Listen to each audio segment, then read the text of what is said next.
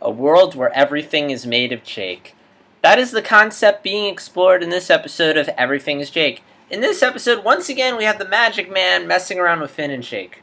Man, the writers love to use that. I mean, I'm not complaining, again. It leads to a lot of creative scenarios, like the one, I can't remember the name of it right now, the one where he gives him the dolls and Finn just has them flirt with each other as, basically, it's... Doug mentioned this in his when he did the vlog of it, but the bag is basically every shipper's dream. Sorry. Distraction. So anyway, so in this episode, Magic Man turns into a bee, and he basically injects Jake with, I don't know what, but it basically makes him enter inside himself. Basically, it causes him to create this world inside of himself that only exists when he is inside himself. Like, if he leaves the world, it'll cease to exist. So, basically, here's the thing, is that Jake is also really hungry, and because the world exists in his stomach, anytime Jake gets hungry, I'm not really sure how the world works, if it's subconscious, or if it's actually inside his stomach. It's not really that clear, but anytime because Jake's hungry, his stomach growls a lot, which causes earthquakes in the world. So, basically, but when they realize that if Jake leaves the world, because Jake wants to leave the world and get food, it'll cause the world to cease to exist. So, this one guy goes outside to try and set things right, but he dies when he sees Finn's face, because he thinks Finn is Glob, I'm going to call him, since that's what the show's censoring him. Kind of playing into the mythology of the concept. If you look in religion, if you look on God's face, it's death. Kind of dark comedy for the show. So, meanwhile, this guy named Goose, I think his name was, rescues Jake from prison. He had been in prison because they didn't want him to leave and to see the existence of the world. Jake leaves the world, all happy ended. Yeah, that was the episode. So, it was alright. It reminded me a lot of the Pahoy episode of Adventure Time, where Finn goes into that alternate world. Except Finn's had a bit more of a punch. I don't know. Maybe, I think it might have just been the charming simplicity. There was no real conflict in Finn's. He was just sort of existing in the world. And it also felt big because, they have him, apparently he spends years and years and years in the world and grows old, whereas Jake just spends a little bit in it. And, again, it wasn't a bad episode. It just didn't leave me with an oomph. And, I mean, especially given we just are coming off a long hiatus and we're just coming back into a point when we're getting Adventure Time episodes on a regular basis. And I'll talk a bit about the airing and what I think of it, the way they're airing the episodes later.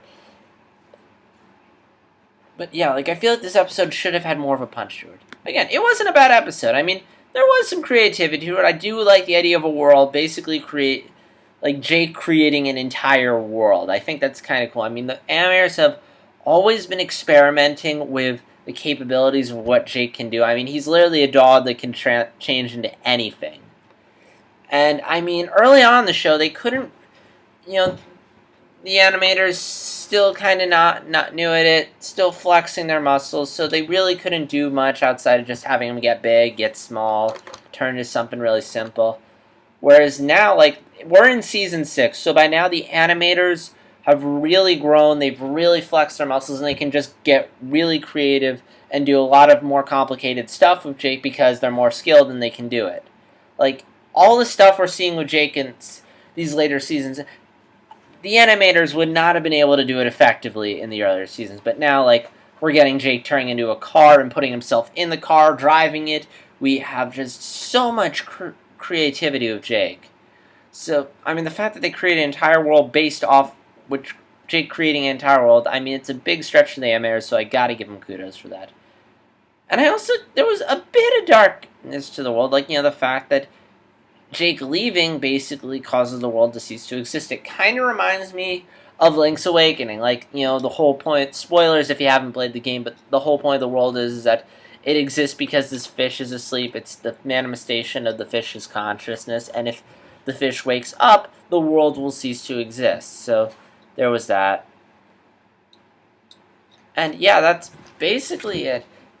I mean, the only other thing I enjoyed hearing. I don't take me for granted on this because I could be wrong. I tried to look it up on IMDb, but they didn't have the full credits listed. But I'm pretty sure like one of the leader of the town Jake creates, the guy who voices him, I'm pretty sure he voices Professor Farnsworth from Hubert J. Farnsworth from Futurama. And if so, it's kind of amusing because we essentially have two Futurama voice actors on this in this episode. One, Billy West who voices the professor, as I already mentioned, and the other, of course, being John DiMaggio, who, in addition to voicing Jake on Adventure Time, also, if you don't know, he voices Bender on Futurama. I really should watch that show now that I think about it. So yeah, that was kind of cool, and Futurama fans might get a kick out of seeing two Futurama actors in a different show. And that's pretty much all I have to say. There wasn't really a whole lot to this episode. It's pretty simple. It's just Jake goes into a world and he leaves. And yeah, as I was saying, Adventure Time is back. Like, I have no clue why. Like, because Adventure Time, usually, like, they'll air one episode a week. If they take a hiatus, it's not for too long. Like, usually it's the longest the show will go away is, like, after the season ends. And they'll go away for, like, a month and come back. Whereas here, the show hasn't been consistently airing since August. We had, like, one episode on around Halloween in October, but that's it. And it's really weird. Like, I don't know. Like, now they're just clumping all the episodes together and airing them in 1 week. Now, I'm okay with that because it's like, they're airing as, like, Thanksgiving special. But at the same time, it's like, you couldn't air these episodes, like, space them out a bit more, but instead just clump the remainder of Season 6 into, like, the remainder of the month. And yes, we're near the end of Season 6. Every season is 26 episodes, and they put the title of all the episodes online. It comes down to 26, so we're in the final stretch here.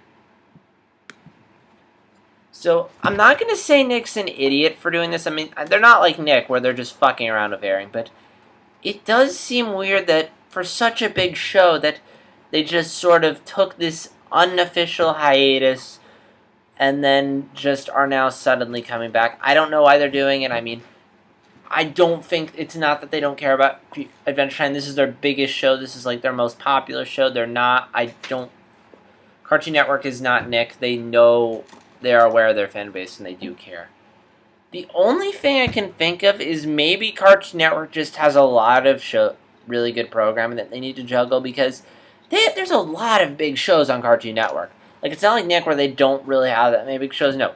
They have Adventure Time, regular show, Clarence, Steven Universe, Gumball, all these shows, and maybe they're just having trouble juggling them all, and especially when one of your shows is designed to run all year round, maybe they're just struggling, trying to find a way to balance it, although there's a lot of time. Like, I feel like they could balance it out, but again, I don't know, I just find it weird. But regardless, we're finally getting more Adventure Time episodes, so I'm happy. Hopefully next episode will be better. I'm looking at the episode titles. The next episode is called Is That You? And I'm curious what that episode's going to be about. Is it going to be... I feel like it's going to be a sad episode. It kind of reminds me of the I Remember You title. So, like, is this going to be another Marceline Ice King episode? Is this going to be another Ice King episode? I don't know, but I'm really curious. And yeah, those are my thoughts on this week's Adventure Time. Please leave your thoughts in the comments below. And as always, like, dislike, comment, subscribe. This is JStars260, signing out.